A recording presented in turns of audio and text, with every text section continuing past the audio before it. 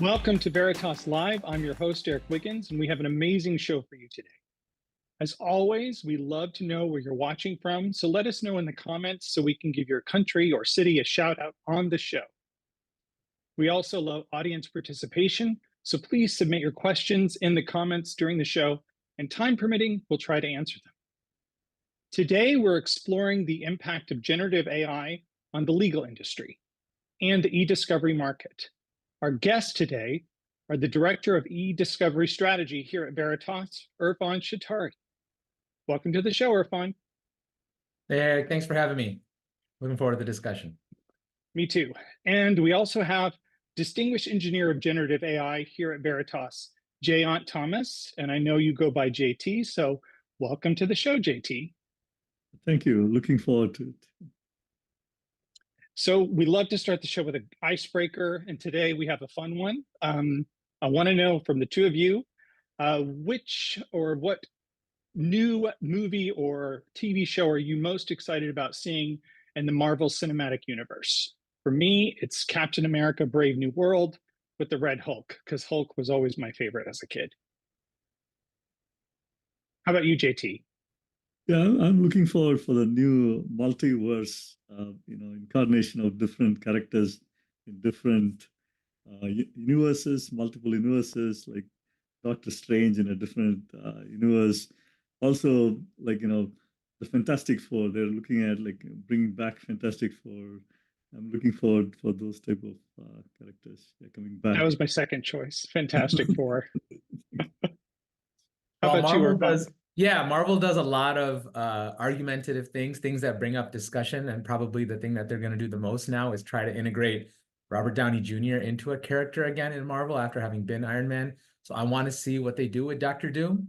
Obviously we know where they were featured in the comics, but how do you spin off an initial character, an original character of Avengers in the movies, and then bring him back as another character, or do you even show his face? So it's what all the Reddit forums are talking about. So I'm interested in seeing where that goes.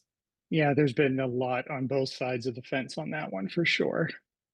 All right, well, let's jump into our topic today. So, Irfan, what do you think the most significant legal trends and developments in the realm of generative AI are currently reshaping the legal industry?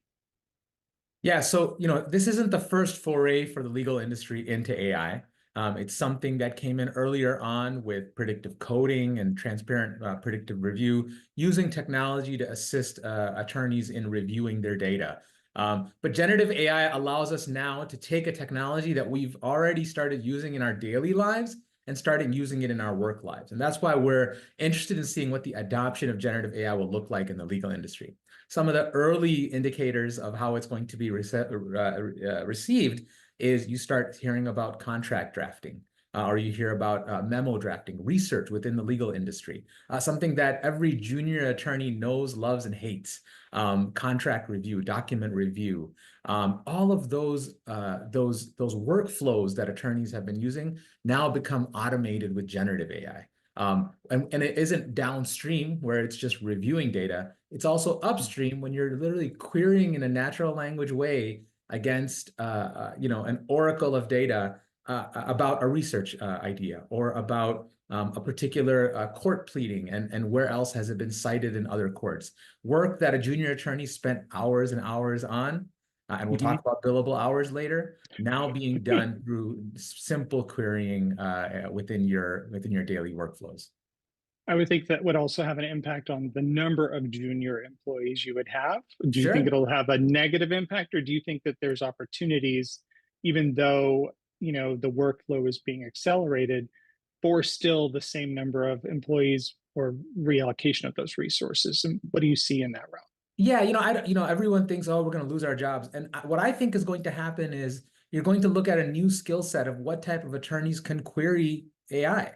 What type of queries can you create to more efficiently put a memo together for a brief? What type of expertise do you have in the different models that have been created to use the right ones for a particular product litigation case or a construction litigation case? So I think the experiences and the efficiencies that will be brought in will come with a specific skill set that junior attorneys may end up, moving on and doing new things in that legal space that they probably weren't able to do before. So a really exciting time, and I think a lot of opportunity for attorneys. Okay. Do you have any view on this, JT? Yeah, absolutely. I think GenAI opens up a great opportunity for discovering data. Search and discovery is going to change a lot. Traditionally, you do a search and then using traditional mechanisms, and then sort of discover the data. Now with GenAI, you can vectorize the entire data set you may have and use sophisticated algorithms to discover those data, like vector search and other things, and then sort of summarize the data using NLP, which is opening up a new avenue for attorneys and other folks to sort of discover the data easily and create a case for their client or something like that. It's a very powerful tool with GenAI. That's the direction we have done a lot of POCs. It's looking very promising.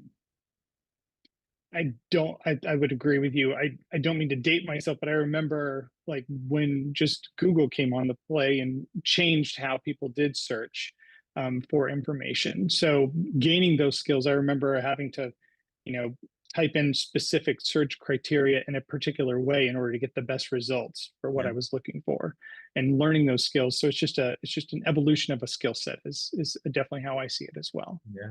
Okay. So how do either of you see the regulatory environment evolving in response to the increased use of generative AI in legal work?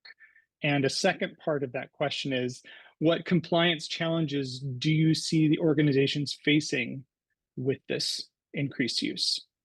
Yeah. So, Eric, are you asking me as a judge? I'm asking you, Irfan. Go ahead. I use generative you're AI to come up with my content for this webinar. I did Google it when I had to come up with a nice LinkedIn update to let people know we were going to be having this talk today.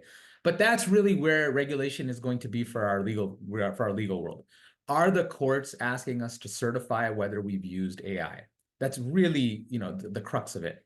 And we're going to go back and forth on this topic. It's been debated since December. The Fifth Circuit Court recently, the judge came out and said we will not be giving any particular certification requirements on whether generative AI is being used in your practice or not. And that's primarily because a lot of the legal brotherhood and the legal sisterhood has said that we have rules that are already in place for our ethics as it relates to our practice that require us to use AI responsibly. We have to disclose if we're using a particular technology, but beyond that, we can't also remove the competitive advantage that we would receive by leveraging AI as well.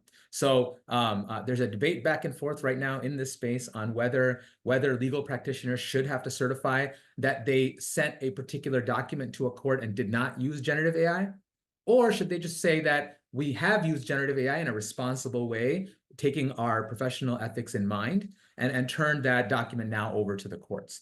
There's a lot of fear about hallucinations, and obviously there's a very famous court case now on where a junior attorney did end up citing to a fictitious case that was cited through generative AI. But those are things that we'll start to see as more disparate occurrences, and not something that's how the general practitioner in the legal industry wants to use this technology. So you don't think that, in particular around hallucinations, you don't think that they need to somehow mandate that there is a process or using a RAG model or something like that in order to lower the risk of a hallucination? You don't think that that may be needed in terms of regulation? I think if you make somebody sign on the dotted line that they used AI responsibly, then you're going to end up finding that practitioners will not use the technology, and they'll lose their competitive advantage. They won't be able to put out their best foot forward for their clients.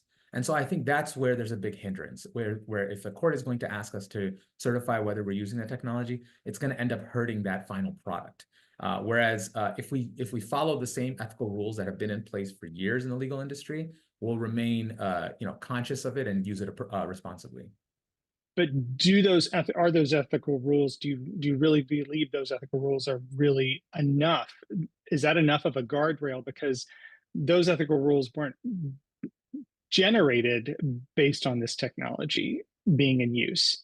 Like, do you still think that there might need to be a little bit more guardrails placed around the usage, the actual use, not whether you're citing like you used it or not, but how you're using it, or what your tools need to have in place in order for them to be secure, that type of thing. Mm-hmm. Yeah, no, I understand the kind of the contention there. What I think is that practitioners have licenses on hand, and their licenses are often in jeopardy if they were to use their license not accordingly. Just as we drive a car and we may run a red light, that's where we get those violations and infractions. And I think the violations and infractions will remain. Ethical boards have been flagging attorneys and taking away their licenses when infractions have occurred. And I think if it was to be found that AI was used irresponsibly, or it was used without supervision and accuracy in mind, then of course, then the infractions would come. The sanctions would then come on that particular case and on that particular practitioner. And I believe that is the right way to approach this, rather than look to certify or regulate in a new way. So an organic approach. An Let it evolve. An organic, traditional approach that's been working over time.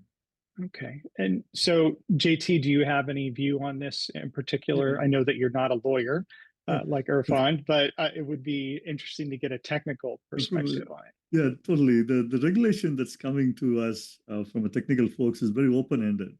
So it's practically not implementable. Like, that's what we're seeing from EU and other, even in US regulations are very open-ended.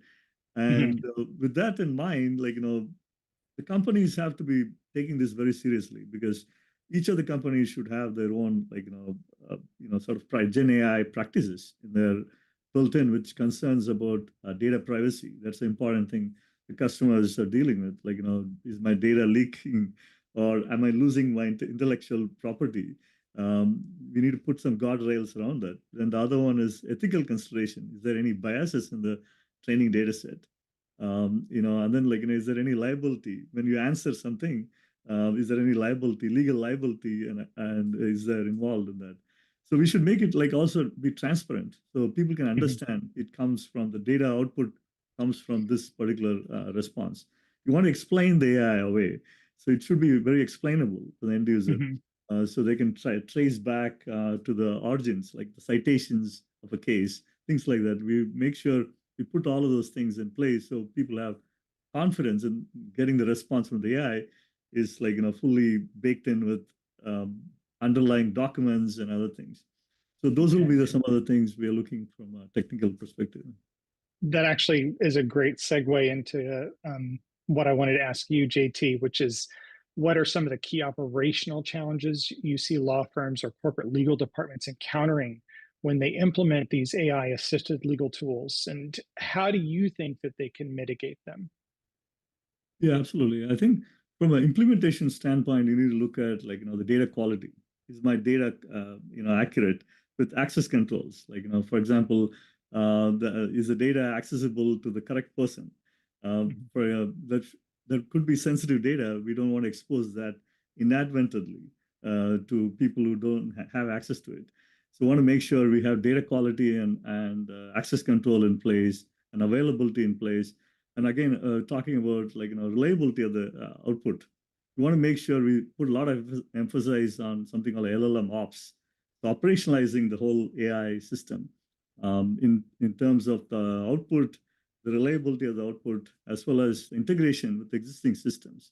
So that's, as a lawyer, you're looking at how can I use these systems? So you want to make sure it's fully integrated with your legacy systems.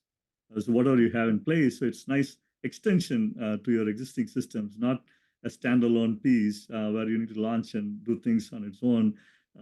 And also you need to look at upskilling the folks. How do you use it? So there is a lot of skill gap in it. There's a lot of concerns with it. You want to make sure you upskill your staff in terms of training them on GenAI, how it is used. A little bit give them some of the tool sets you have to make use of it, because there is a little bit tricks you need to play around when you ask a question to the bot. So you need to understand how to ask those questions. You need to educate the folks. And again, the other one is security and confidentiality. Security is so important, like, in GenAI system, because you can just hack the system using prompt injection or data leak and there are 80 different vectors you can attack like any other system. So you need to make sure your application is extremely secure. And security is built in from day one, like, left shift, we call it as, and then Yes. managing the cost and ROI. So implementing this is going to be expensive. So you want to make sure you have the correct team and, like, the ROI is well defined. And again, the final thing is there's always resistance to change. People may not adopt it. People will be very skeptical about it. Get the stakeholders involved from day one. So those are some of the key things I would consider to roll out a GenAI solution successfully. One thing JT said that I really like in the end here is the stakeholders. Get the stakeholders involved. One thing that we're seeing with a lot of customers in our space is AI boards. There are AI boards that are being formed at different corporations where you have legal in the room, you have your IT team in the room, you have someone from C-level sponsoring the entire board, and you may have 2 or 3, whether it be people that are in sales, if it's a sales-driven company, or if it's a consulting-driven company, a couple of consultants on the board. And what they're doing is they're not just saying, let's just bring in all the AI into our company. They're saying, how do we figure this out in a responsible way where we decide what data is being shared, what technology are we even bringing in, and ultimately having everyone have a piece of that decision, regardless of whether they decide to bring that technology in or not. So I think the AI board is something that we're seeing progress rapidly in our space, and I'm happy to see it. It's a responsible way to bring in technology into the workplace. Yeah, I would think that AI board would also help with the implementation of like the ethical considerations everybody needs, the training that needs to be in place, all of those kind of guardrails that you would do whenever you bring on a new technology that may change your workflow overall. And so we're definitely seeing, I mean, even here, we see that we have that type of review as well. And I also like the fact that JT, you pointed out the shift left process of, thinking about security earlier on, not only in the development of the tool, but also even when you're implementing with the customer, them using that shift left to make sure that things are secure before they put something in place overall. So to protect, confidentiality and clients' records. So, but now we definitely want to jump into the ethical considerations. So I'm giving this to either one of you. What are the primary ethical considerations that you see legal professionals should keep in mind when incorporating generative AI in their practice, particularly as you pointed out, JT, the confidentiality and bias? So if you could both expand on that, but JT, if you could go first, that would be great. Yeah, absolutely. I think if you look at GenAI system, it's a 3-layer cake. At the bottom, we have the foundational models. So if you're looking at, like, you need to select the correct foundational model, which has got, like, using good training data and, like, it has got good guardrails and at the core itself. So otherwise, if you choose a random open source model, you don't have the certification.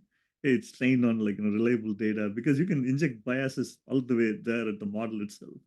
And then, like, so then you need to first start there. Like, you make sure you choose the correct guardrails, like at the foundational model, at the platform level. Then you go one step further, and the application, that's where, like, your application you're building comes into play, where how do you inject the data into the system? You want to make sure you're eliminating all this intellectual property and sensitive data out of that, or at least put guardrails around it. Like, otherwise, you're exposing this entire data set, your corporate data set, to everyone in the corporate system, whoever can use it.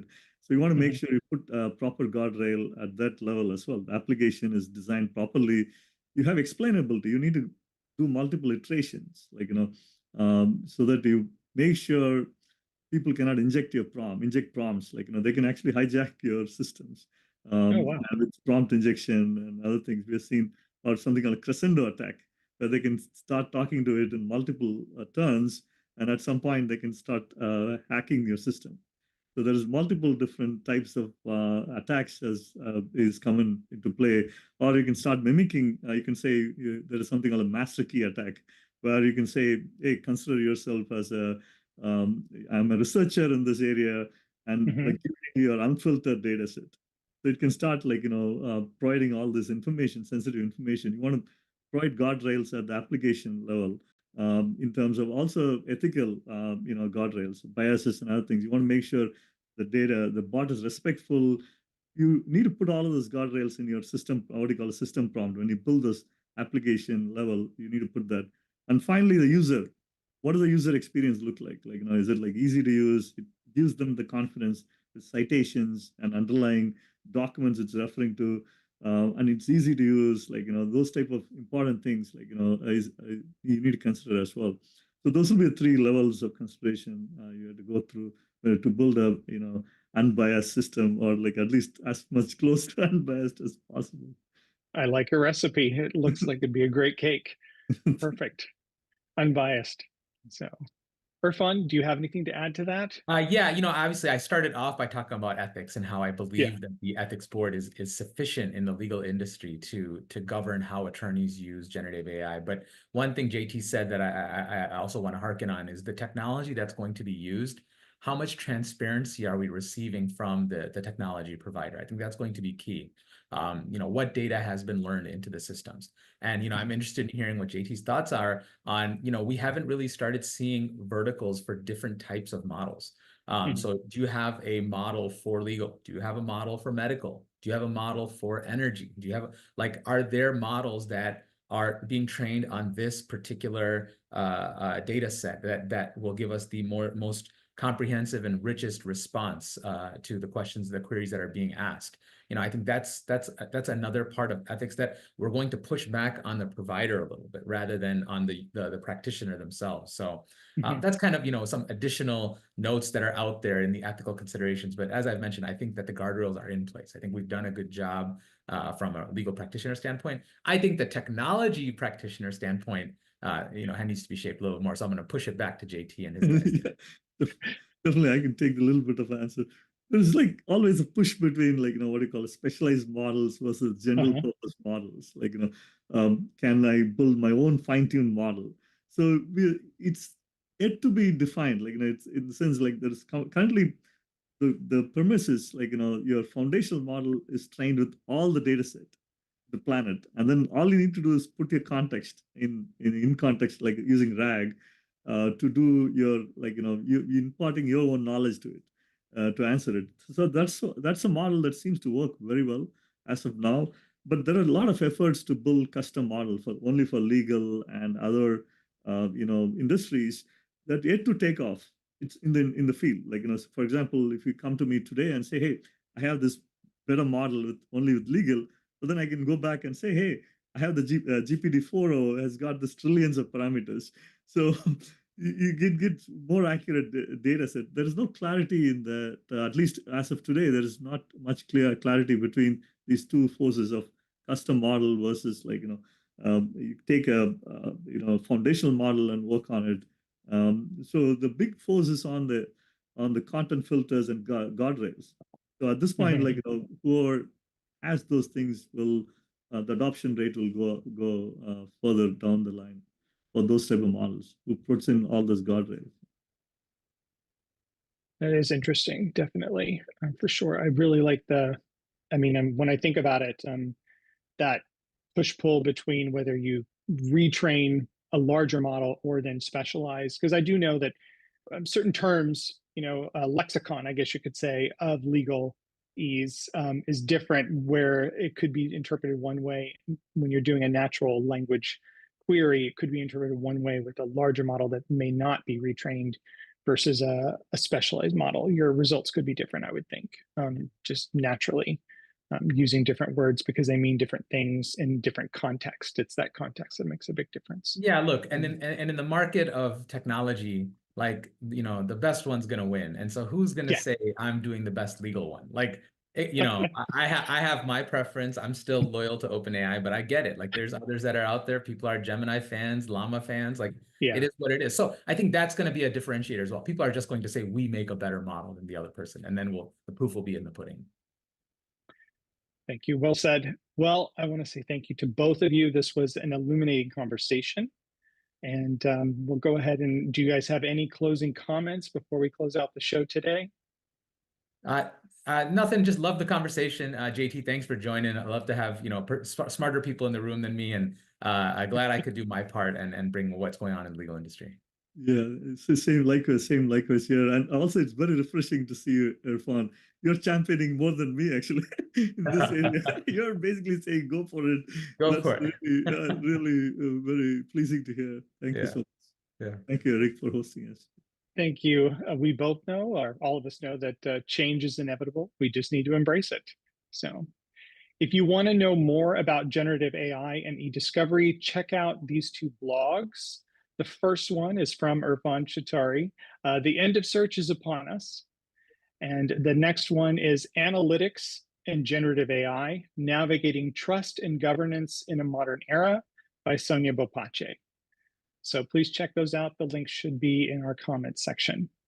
So thank you both for joining us today. And I want to say to everyone out there, stay cyber resilient by keeping your software up to date, back up often, and if it looks suspicious, don't click it. So thank you, everyone.